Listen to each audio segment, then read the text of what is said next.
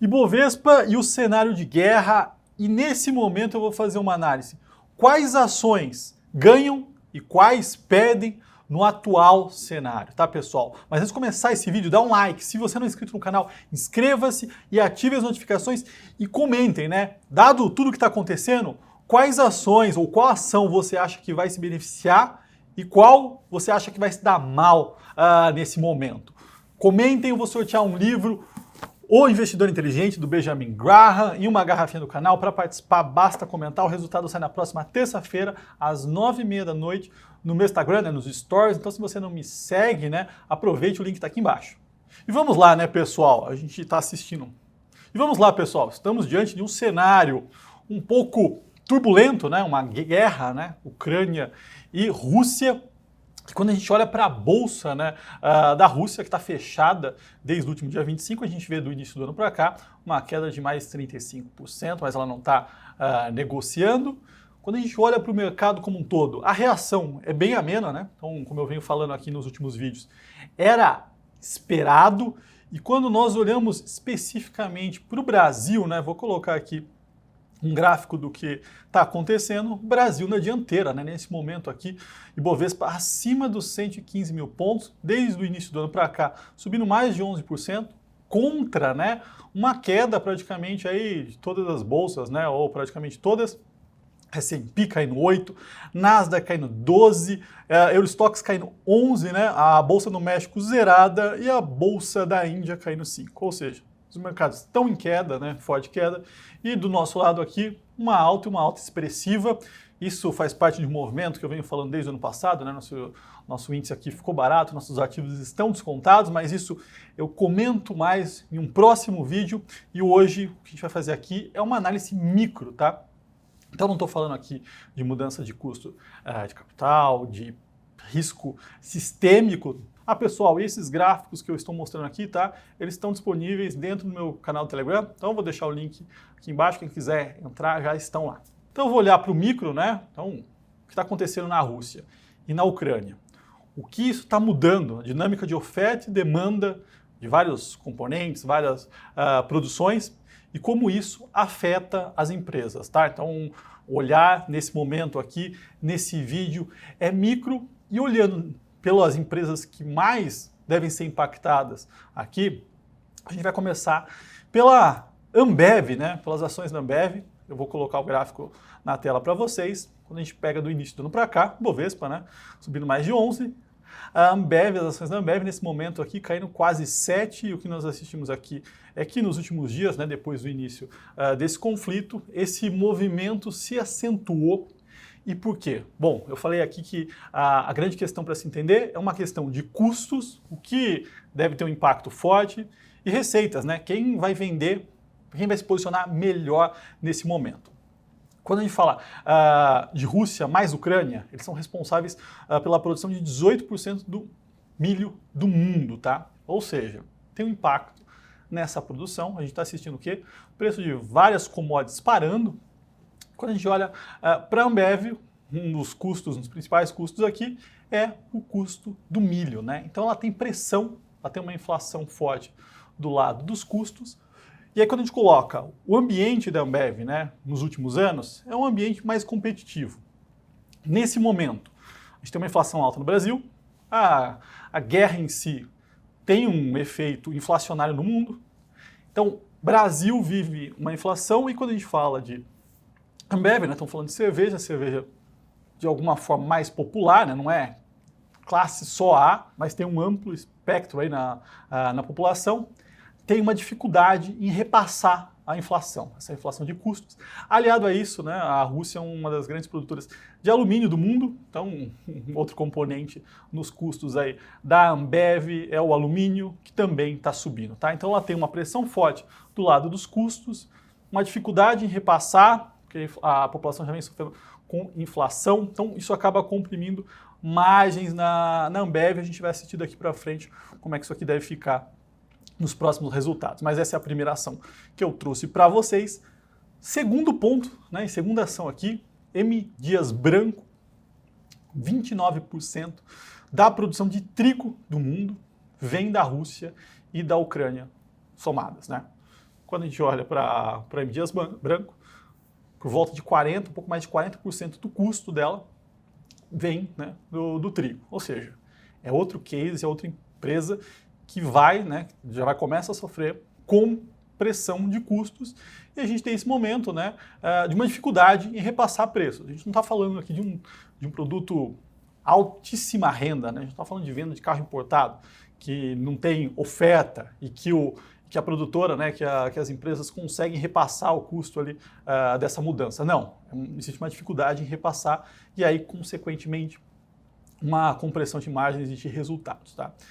Terceira empresa que deve sofrer bastante aqui nesse cenário é a BR Foods. Tá? Então, vou colocar o gráfico da BR Foods aqui para vocês na tela.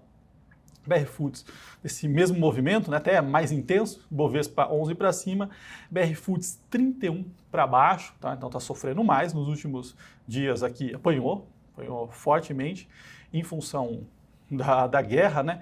E por quê? Bom, a gente está falando aqui basicamente de proteína, de frango, de porco, mas a BR Foods tem um modelo de negócio, né, que é onde ela cria frango ali, então milho é um componente forte, né, um dos maiores custos dela dentro da produção.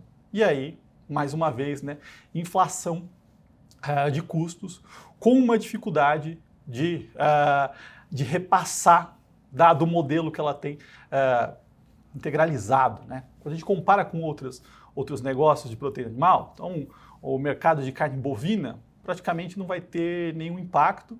E quando a gente olha para essas empresas, né, então, pega uma JBS, uma Minerva, uma Marfrig, todas elas, a maior posição delas é do lado de carne bovina. E quando você fala de carne bovina, ele não cria, né, ele compra para abater. Aqui a gente está falando no caso da BR Foods que ela tem um modelo em que ela cria o animal para abater depois. Então, o modelo dela, né, aliado a ela ter só exposição em frango e porco, o modelo prejudica ainda mais. Então a gente vê esse movimento aqui e quando a gente fala de BR Foods, esse mercado aqui é um mercado com uma margem pequena, né? Então qualquer variação aqui acaba espremendo os resultados. Muita gente me pergunta, né, Rafael, como é que eu faço para ter acesso a Levante e ter uma consultoria exclusiva? Bom, tenho falado aqui, eu tenho um time dentro da Levante para montar carteiras personalizadas, exclusivas, de acordo com a necessidade de cada um, né? De ficar acompanhando o mercado o tempo todo. Então vou deixar o link aqui, o telefone, o WhatsApp do time que cuida disso. Quem quiser falar um pouquinho mais, o link está aqui embaixo. Bom, trouxe aqui essas 3 empresas que devem sofrer com esse movimento, né, entre Rússia e Ucrânia, mas vou trazer aqui agora algumas outras que vão se beneficiar, tá? E o primeiro ponto aqui, o mais importante nesse momento, é a alta do petróleo, né? Então a Rússia fica entre segunda e terceira maior produtora de petróleo do mundo, né? 12% da produção de petróleo vem de lá. Uma guerra, né? Muda completamente o sistema de produção, além de trazer algumas incertezas. O que nós temos assistido? Petróleo explodindo, né? Então saiu aqui da casa dos $70 do final do ano passado, que já era um nível alto e bom para as empresas, e atingiu a casa aqui dos 114, né? Hoje acima dos $114. Uma porrada. E quando você pensa numa empresa produtora de petróleo, né, que faz extração, produção, refino de petróleo e derivados, ela tem um custo fixo, e aí quando o preço dessa porrada, praticamente estamos falando de margem na veia, né? Todo o ganho aqui vai praticamente para a última linha, e as empresas tendem a ter esse movimento fortíssimo de alta.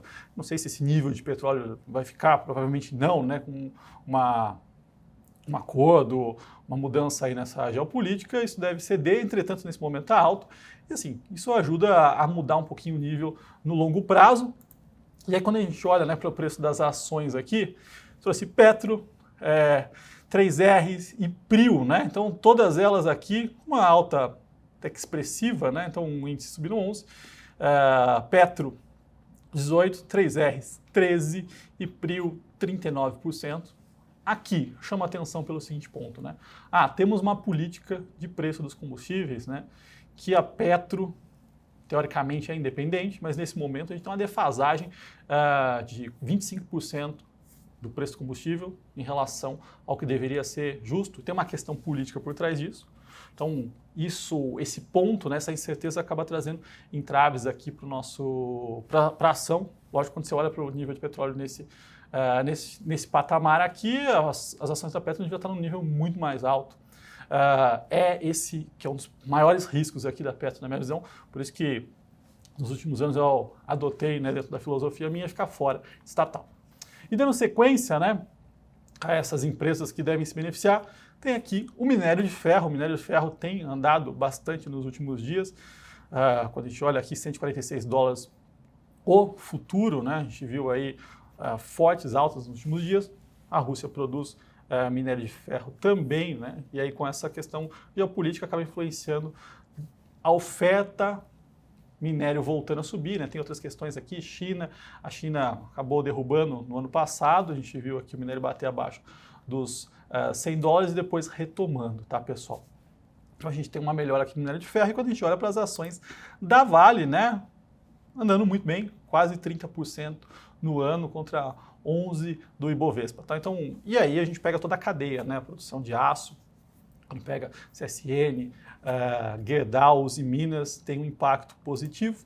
E por último, né, deixei aqui para uma discussão, são as ações dolarizadas, entretanto, existe um movimento na contramão, né? E são movimentos diferentes. Da mesma forma que a Rússia se tornou palco do mundo e trouxe, de alguma forma, um movimento de aversão ao risco, né, para os mercados, ou seja, uma fuga para moedas e para portos seguros, como o ouro. Isso influencia na nossa moeda, né, numa depreciação. O real já estava extremamente depreciado, que o Brasil, né, tinha ficado muito para trás, e nesse momento a gente tem assistido uma forte entrada de fluxo de dinheiro aqui no nosso mercado, então isso tem amenizado, né, a questão da guerra, tá? Então aqui a questão do dolarizado, ela não é tão forte nesse momento, mas é um ponto de atenção aqui dentro desse cenário, tá, pessoal? Então são essas ações, esses pontos que eu queria trazer para vocês. Como falei, vou fazer o sorteio do livro e da garrafinha do canal, basta comentar. Quem quiser ter acesso a esses gráficos, eles estão no meu Telegram. E consultoria, né, carteira personalizada pela Levante, pelo meu time, né? Deixei o link aqui embaixo no WhatsApp. Se você gostou desse vídeo, dá um like, se inscreva no canal e até a próxima.